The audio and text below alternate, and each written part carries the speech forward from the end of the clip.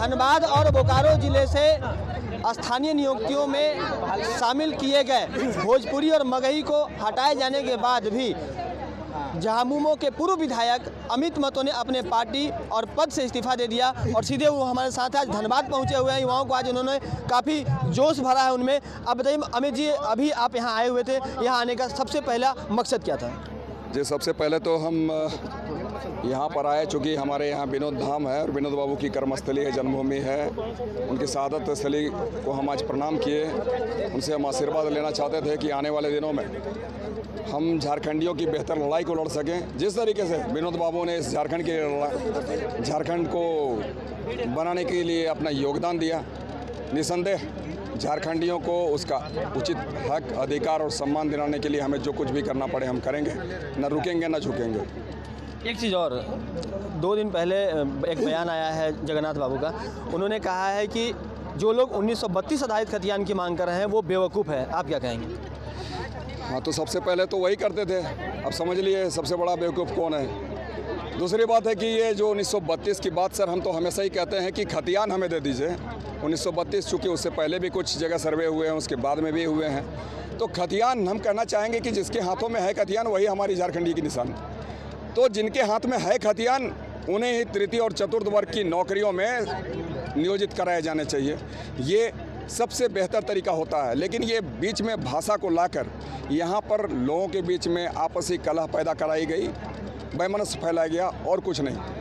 अच्छा, एक बात और उन्होंने कही कि जो लोग भोजपुरी बोलने वाले वो भोजपुर चले जाए। आप क्या कहेंगे? मैं कहीं जाने नहीं कहता हूँ, लेकिन हमारा यदि कोई हकमारी करे तो हम इसे बर्दाश्त नहीं करेंगे, चाहे वो हमारे माटी पुत्र कहलाने वाले हेमंत सोरेन हो या फिर जो बाहरी लोग हैं जो इस तरीके से कहते हैं कि हम यहाँ पर अलग राज्य ले लेंगे, तो हम किसी को बर्दाश्त नहीं करेंगे, चाहे वो बाहरी हो या फिर हमारे भीतरी हो।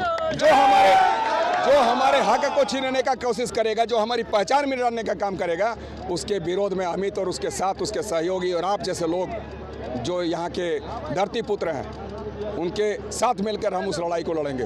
भाजपा विधायक का भी एक बयान आया है। उन्होंने कहा है कि यह जो भाषा विवाद में सरकार ने उलझाने का काम किया, सरकार का एक ही मकसद है कि किसी को नौकरी ना दें। इसके अलावा उन्होंने कहा कि बैक डोर से पूरे राज्य भर में उर्दू को प्रतिस्थापित करने का काम किया गया। वो कहीं की भी स्थानीय भाषा नहीं है, बावजूद इस स्थानीय भाषा की संज्ञा दी गई। बिल्कुल, ये भारतीय जनता पार्टी वाले सही कह रहे हैं, लेकिन ये भारतीय जनता पार्टी वाले जो 17 साल में अपना कार्यशैली जो किए हैं उससे वो कितने खुश हैं पता नहीं। और उससे हम झारखंडी मानस जितने भी हैं, झारखंड के लोग जो झारखंडी खतियानधारी हैं, हम कहां तक कितने पीछे चले गए हैं, ये आज हमें दुख दर्द है।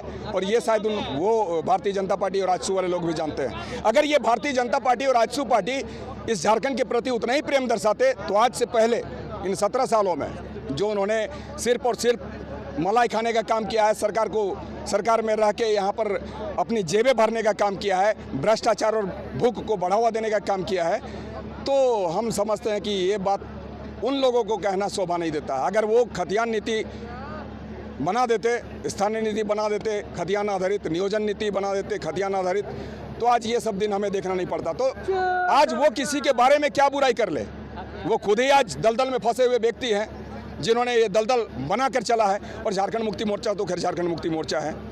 आज के समय में जिस तरीके से उन्होंने 10 क्लास पास और इंटर वाली नीति ले लाई है, कहीं से भी हमारी झारखंडी मानस महफूज नहीं है और हम इसका पुरजोर विरोध करते हैं, करते रहेंगे।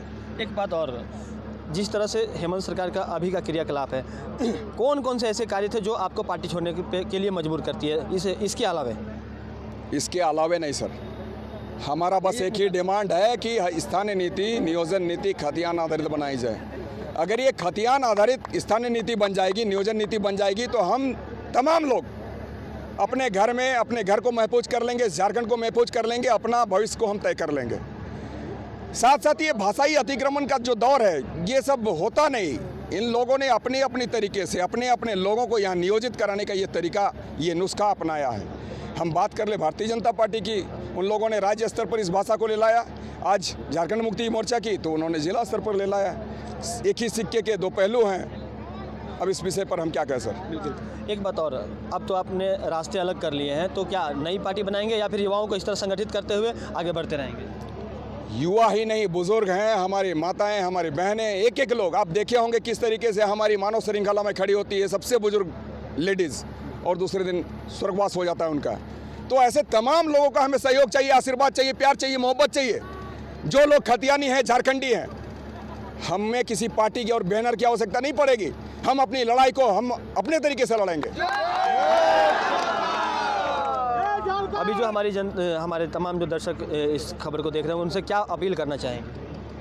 आप अपने हक और अधिकार के प्रति जागरूक हो, नहीं तो फिर ऐसे लोग जो सत्तासीन लोग हैं, चाहे भारतीय जनता पार्टी के लोग हैं, आजसू पार्टी के लोग हैं, या फिर कांग्रेस, राजद और झारखंड मुक्ति मोर्चा के लोग हैं, अगर आप नहीं चेत जाएंगे तो ऐसे लोग हमारा शोषण करते रहेंगे, दोहन करते रहेंगे और हम सबों के बीच में गलत नीति नियम थोपते रहेंगे।